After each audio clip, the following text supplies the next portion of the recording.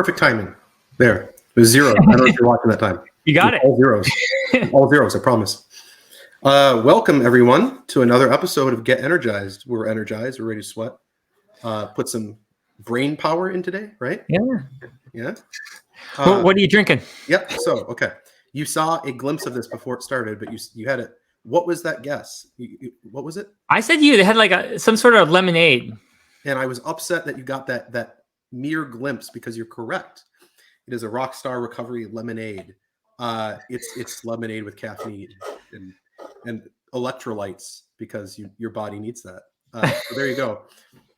You were right. So you got it. So it took a couple of episodes, but and I guess a sneak peek, but you got it. So there you go.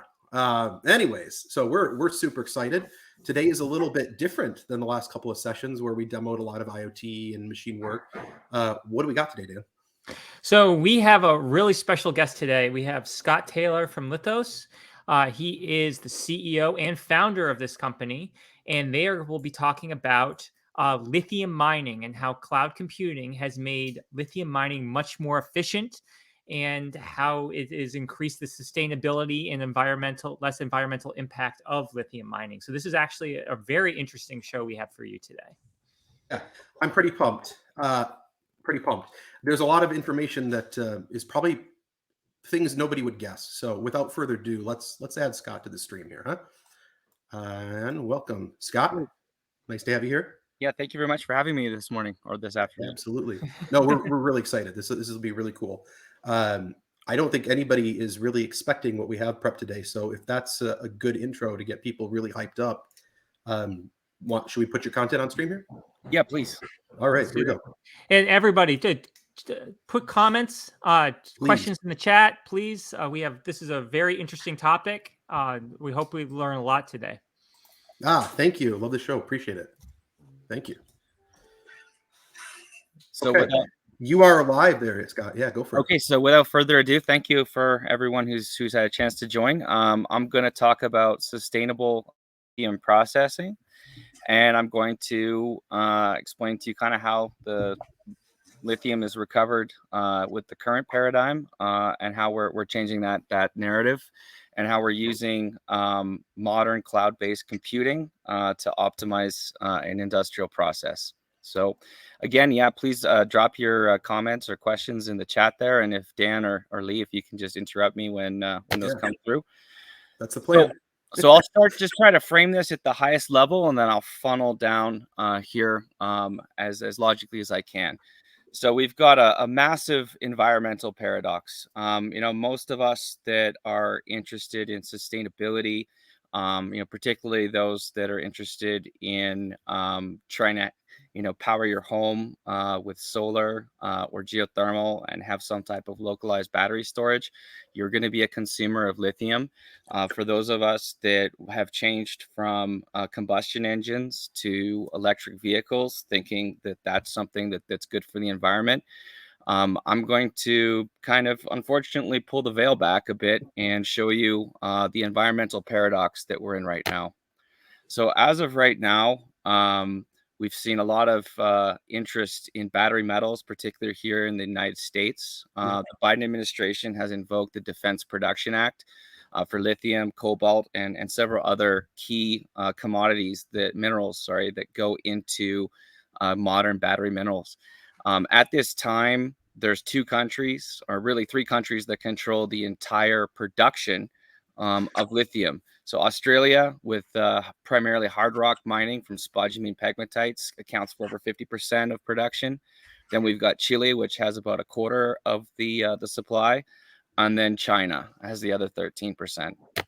So in terms of just how much of a big problem this is for not only people living here, in North America, but globally, Benchmark Minerals recently put this out a couple months ago, and basically, we're going to need another 75 massive lithium mines over the next decade and a half to catch up with the supply. As people start to convert away from, the combustion engines, and we go from a 4% adoption rate, and keep growing with the adoption of these, fancy EVs, that creates a huge supply gap. So right now, the entire world production is about 678,000 metric tons of lithium per year. And we need 3.3 million additional incremental supply by 2035. So if you take a massive, one of the sort of massive mines, a 45,000 ton per mine, that's typical of what's out in Chile and Argentina, that equates to 75 new mines being needed. So the first problem we've got here is just the size, the land issues. So this is on the left-hand side, a Google Earth map showing the Salar de Atacama, and that's showing three large, typical 45,000 ton per year brine production facilities. So this is looking at it from space. These are enormous. To give you a sense of what each one of those blobs, where you can see the package of the mine there, that's like 30 square miles or 80 kilometers squared. I have to use my metric because I'm actually Canadian. So Question for you, Scott. Yeah. Interrupt on this here. And so in this context, we have the question of how much lithium is left on the earth, and is that going to be used over the next few decades? Yeah. Is this kind of targeting, what level of that? So there's a lot of lithium. It's an abundant resource. The problem is that to make a mine economically viable, it has to have a certain concentration. And so there's a huge amount of exploration work that's going on.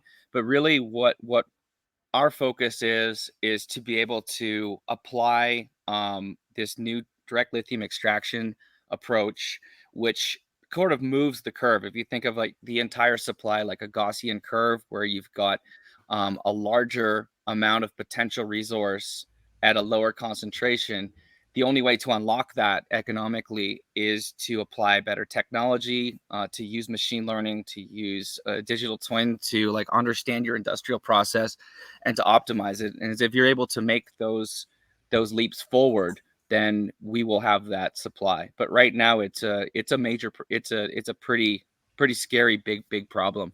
Yeah, we had a comment from someone saying that they're afraid they need to go to the moon for lithium. So it seems like yes, pretty valid concerns, right? Yeah, and that's actually not a joke. Like, there are people actually looking at doing that. Even my son is commenting on how he wants to be a space miner. So, I mean, those mines are just massive. I can't even imagine having to build more of those, like in different areas. So think about if we did that in the United States. So look, there's Las Vegas here on the right hand side, and I've just circled what 30 square miles is. That's what each one of those three different salars is footprint. So I mean, imagine if you were going to build a mine like this, which is this is basically what the process looks like. It's pretty depressing, to be honest with you. So this is what a 45,000 ton per year mine looks like right now, typical of that Atacama region. So we've got several challenges here. Low recoveries. So I mean, you're basically putting liner in a pit, pumping this briny water that's lithium enriched with other minerals to the surface, dumping huge volumes of acid. And then there's actually people that are wearing hip waders, like fly fishing gear, that are agitating that periodically. So you're losing up to 80% of the in situ resource during the evaporation and pretreatment process. These basins are called closed basins, and they occur in very arid, dry climates. So if there's no water, there's no production. So it can take up to 2 years to go through an entire circuit. This type of facility consumes 10 billion gallons of water per year. 10 billion gallons. That is incredible. And from a greenhouse gas footprint, this produces 250,000 tons of CO2 per year. So just to contextualize, so on those pools, like there's water, and then you said also acid in there also. Yeah, so there's brines, and then there's different chemicals that are basically dosed into that brine pit to sequentially precipitate out aqueous minerals that you don't want, that have a similar elemental composition to lithium. So you're trying to sequentially concentrate that fluid with greater and greater concentrations of lithium. So you're basically starting anywhere from an input feedstock of like 200 or so parts per million up to, you know, some of them are reaching like 1,000 parts per million of lithium enrichment. They have, you know, they have typically have associated 1,000 parts per million of magnesium and sodium, and potentially like other minerals as well. So you're basically, what you're trying to do is from, you know, the first pond to the last pond, get to about a 6,000 part per million concentrated salt that then is passed along the line to generate one of the chemical feedstocks that actually ends up going into the electric vehicle. So we talk about the water issue. I just wanted to contextualize this in I think a visceral way that everybody can understand. So 10 billion gallons for 1 year's production at one of those mines is the equivalent of taking 1 billion 5-minute showers. It's the amount of water that flows over Niagara Falls in just under 4 hours. And for, I don't know how many of you there have been to Niagara Falls, but that's a fairly mind-boggling amount of water. And it's about 250 or quarter billion loads of laundry. But I said before, we don't need just one, we need 75. So that's 856 billion gallons of water a year. That would fill up the Empire State Building just under 3,100 times per year. That's like filling up the Empire State Building 8.5 times per day. So, I mean, that's just absolutely unsustainable. Unfortunately, in, you know, perhaps in Chile and Argentina, given the regulatory framework, also in China, it's been permitted to use this amounts of water.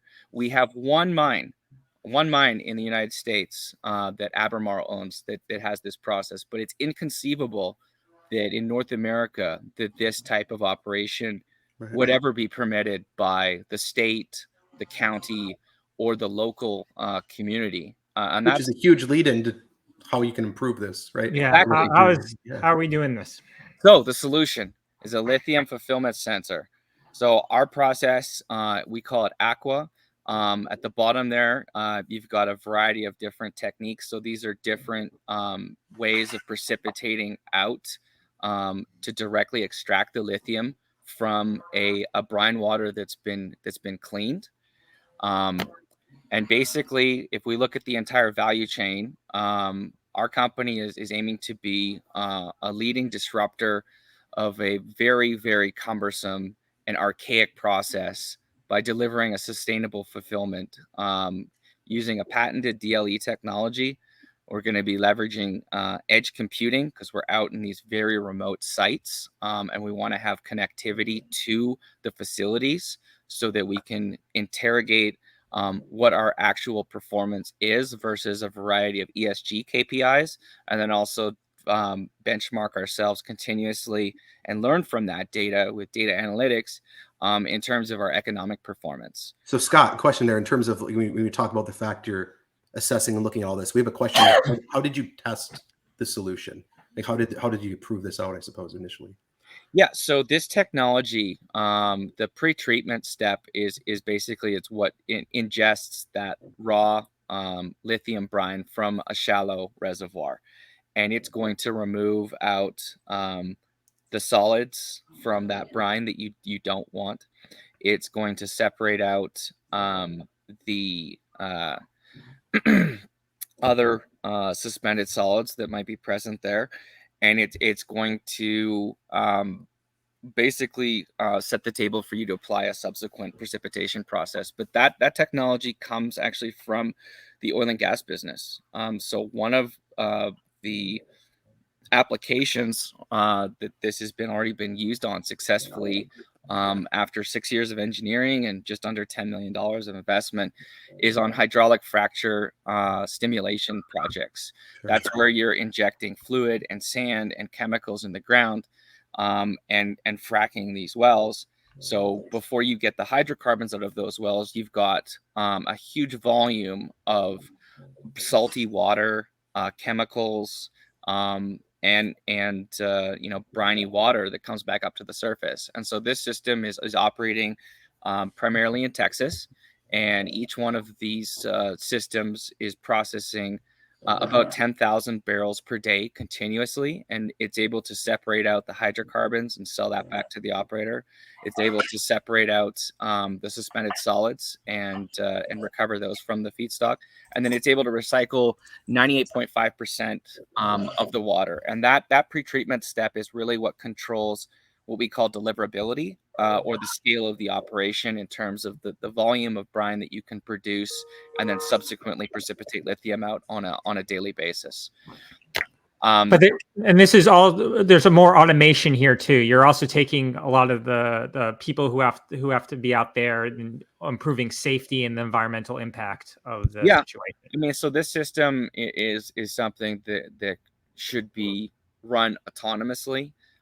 If you have people, out in a remote area, that requires additional, food, water, clothing, communications, and as I said, these are not pleasant places to live. These are not places where human beings were really optimally designed to live. So the vision is to try to mitigate the environmental footprint and also mitigate the amount of human impact out on these sites by leveraging edge computing to be able to have connectivity to this facility out in remote locations, to have everything the facility be able to control by ways of cloud support for remote operations. And then obviously the continuous learning process for the pre-treatment phase and the DLE process itself to create a digital twin. And I think the earlier question that you mentioned there is like, how do we calibrate one of these systems? So what we do is we take a few barrels of raw brine from each of these prospective basins where a customer is trying to pivot over to this technology, or they've got a new asset that they're trying to bring online.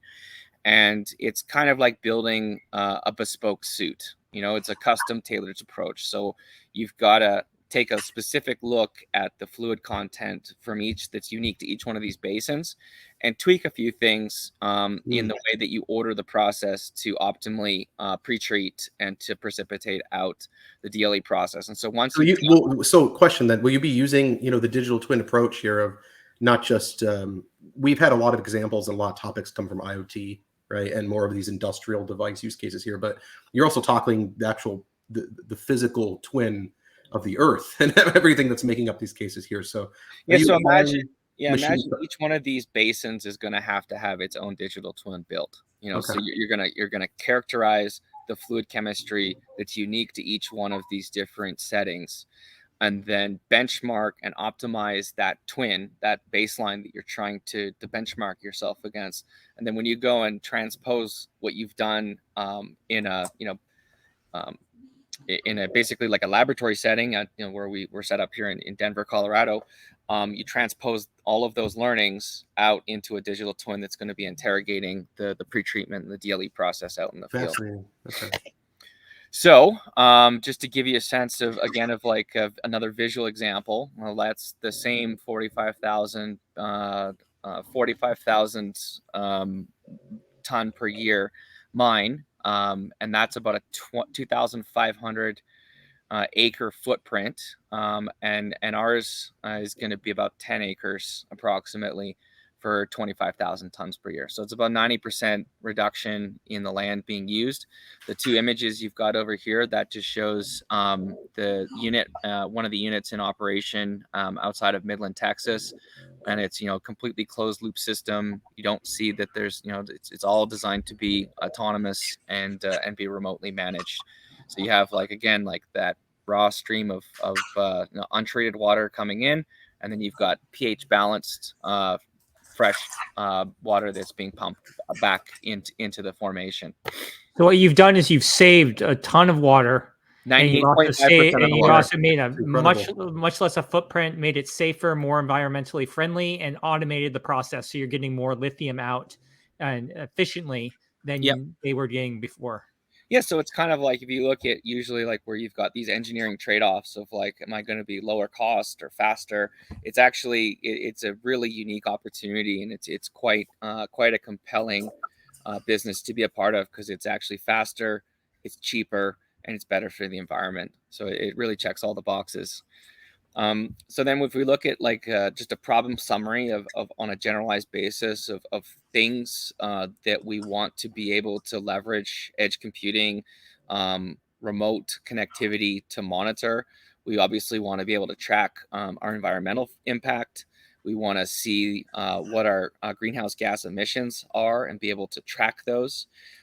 We want to leverage that digital twin for process improvements and for the application of new and novel technologies when, you know, you've got certain specific, you got to kind of think about this like almost like a small factory. Right. And It sounds like that. and there's small little pieces in there that are very specialized, bespoke, you know, elements. And those are, you know, you've got an ecosystem of brilliant young scientists and engineers in North America that are actively committing their lives to making those improvements. And so being able to also like work with those partners and bring those new technologies online and benchmark them and help prove them out in the field. Good time to interrupt you then, if I may ask you then, because you're talking about, you know, this is the kind of thing where people get interested in about because they have a personal mission or interest all as well. Yeah. Chat asked if LiTHOS is hiring, so I'm obligated to state that at least. For what? For what? So there you go. So it's the door is open, right? You Yeah, can jam your foot in there right now, everybody. So yeah, for sure, absolutely. We're just getting going. So I'm obviously looking for the best and the brightest.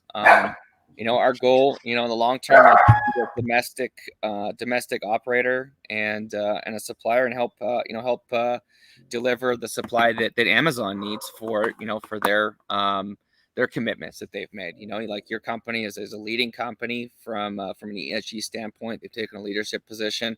A lot of the server farms that help to support your cloud-based AWS architecture are being taken and using green, you know, wind and solar types of power processes. You know, in order to make those reliable and to maintain the requirements for having continuous uptime, you have to pair that with you know, a bank of lithium-ion batteries that help to consume the excess power that's created, you know, during windy or super sunny times, and store that for when it gets cloudy or for when you don't have the wind. And so it's, you know, I think it's a very, very relevant, pertinent topic again for everybody that's part of that AWS ecosystem as well. So the solution. Quick question before you get to this, because the solution is good, and I'll give you a couple minutes because I know we're running tight here. But so could you clarify where the stations are settled down? So physically, I suppose, or how they're allocated at a site. Yeah, so it's nothing too glamorous. I mean, like, I think that this is the basic like mental model that you want to have is a battery or a series of these facilities, whereby each one of these can process, you know, 10,000 barrels a day, or if you're in metric like my brain, it's about 1,500 cubic meters a day. So if your goal is to be able to have a deliverability of 250,000 barrels of brine processing per day, then you're just going to need to have you know, 25 of these in a battery in a series. And so it's, instead of having these large horrible liner pits, you'll just have, you know, a small footprint where there'll be a series of, it'll kind of look like if any of you have ever driven by where oil or gas is produced. It's not like, you know, particularly in rural communities like in North Dakota or out here in Colorado, you know, like there's basically a small little wellhead that you see out in the middle of a farm, and then there's a buried pipe and it goes back to a central processing facility. So there is a footprint there, but it's nowhere near nowhere near to the extent of like having you know, oil and pits at the surface is the equivalent. It kind of brings to mind that movie that from There Will Be Blood type of production, which is not particularly robust. I know that I've kind of maybe over talking here a little bit, so I just try to like go maybe dial down here a little bit. Sure. The solution. So the solution is for the LiTHOS fulfillment centers is having IoT to remotely access and improve our operations. So we don't need to have staff out there living and monitoring those things. That's absolutely not necessary in today's modern ecosystem. using this improved technology to minimize and to benchmark environmental footprint. So almost thinking about, not only being able to say, hey, we can supply lithium, but being able to digitally provide that verification that it was extracted and processed in a sustainable manner, and have that indexed for the ultimate person that's going to contract and take that supply. And we feel like the Amazon's going to definitely turn the screws on their suppliers, and something that's going to be not only Amazon, but a lot of the other electric vehicle manufacturers and battery manufacturers. They want to know that what the impact has been to generate said lithium for their battery chemical processing. And then the final piece, just to hammer it home again, is to take these tools and techniques to leverage the data and to be able to improve our overall efficiency. And so, if you can reduce this down to something I think is, probably germane to this particular audience, just having a real-time dashboard, something you can look at on your mobile device, something you can look at from your office. And it allows you to check in on everything, from the facilities in real time. So what's my water use? How much carbon have I generated per unit production? What's my production efficiency looking like? Yeah. Having all of that data integrated with the localized business systems to make sure that if we do catch something that's out of spec, that we can remotely capture that. We don't have to send someone out on a helicopter or a plane in the middle of the night to a remote area and burn through money and waste a bunch of resources to mitigate that solution. And then the external information sources, really that's taking the learnings from our in-office laboratory facilities that we're using to create that digital twin to benchmark a performance, and to feed that data into these genetic algorithms where you can learn from where you've missed the mark in the field, where you do have gaps. If you're in a data rich environment like this, where you're generating data on a 24/7 basis, you need to be able to learn from that and plug that back into and give that data, so you empower your team that's continuously working to refine these processes in the lab. So I think I've overdone my time here. No, it's good. This is really interesting. No, this was really good. This is the end of my presentation. So if there's any questions or comments that I can answer either here or afterwards, Dan and Lee can post my email. I'm happy to chat with anybody that's got a passion for this. No, that's great. No, thank you for doing that. We appreciate you coming here. Very interesting topic, and it's obviously and I think you guys both can share this sentiment with me. You both Lee, you came from Exxon, and Dan, you're Devon and Exxon before that. It's nice to know that good, solid, ethical people exist in the oil and gas business. And we're actually we care a lot about doing a good job and doing it efficiently, and to be able to take something that's probably not front of mind for a lot of folks to help preclude induced seismicity and injecting water in wells, where that all came from, to the baseline behind this, and to transpose that for lithium fulfillment is a pretty cool opportunity for absolutely positions. So no, thank you, Scott. We appreciate it. Well, I see there's an ask for LiTHOS LinkedIn and chat. Dan, I'll make Dan look that up right now. I'm looking it up right now while I finish our wrap. But Scott, thank you. This is great. Maybe awesome. We'll come back. We'll see how it goes, right? We appreciate it. Thank you so much for having me. Thank you. Thank you, Scott. Okay, bye. Bye. Okay, so because we're on a rush and to make sure I hit our scheduled time here, a couple things. The first is, if you want to watch any of our old sessions, here's a YouTube channel. So they're obviously on Twitch here too, if you like to stay on Twitch. But there is our old VODs are on there if you like to look at those. Some people like to keep them on. It does sound like an operating system, by the way. Same thought. But it's there if you want to look at any of them. The Halloween special is a lot of fun. It's got fault injection simulator in there. I encourage you to take a look at that one, especially. But the other big takeaway here is that we had 3 jokes we needed to give. So I curate these. I'm ready for them. So, okay. Feel free to type them. I'll maybe give you a second to guess, but my first joke's more of a pun. I was going to tell a joke about chemistry, given what we're talking about here, but I don't think it would get a reaction. Okay.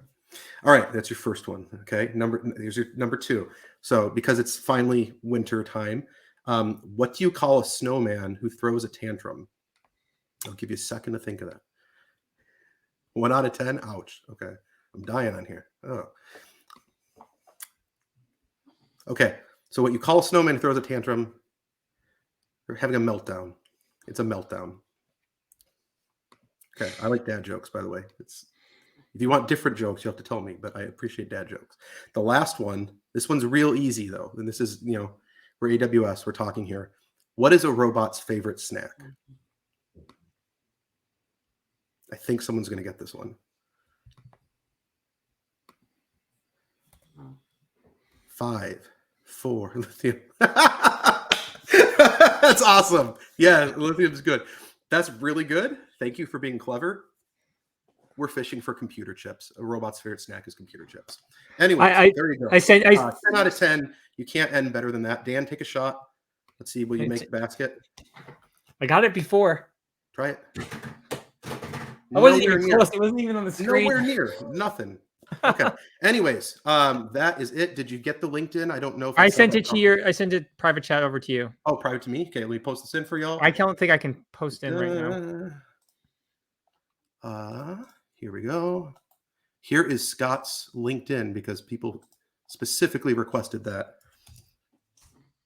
We're just finishing up. Yeah, sorry about that if you just jump in and we're just finishing up. You can rewatch it. So one of the cool things is even right after this is done live, if you go to the videos, it's there on the Twitch page. And then also, I just mentioned this before you came in, but we have our old shows on YouTube as well. If you don't want to stick around on Twitch, I dropped in there twice for you. Anyways, we're over. It was fun. It was a little different this time. Again, as usual, if you want to message down here, that's our Twitch handles and Dan's is over there. Let us know if you want to see something specific or what you got there. But yeah, it's all good.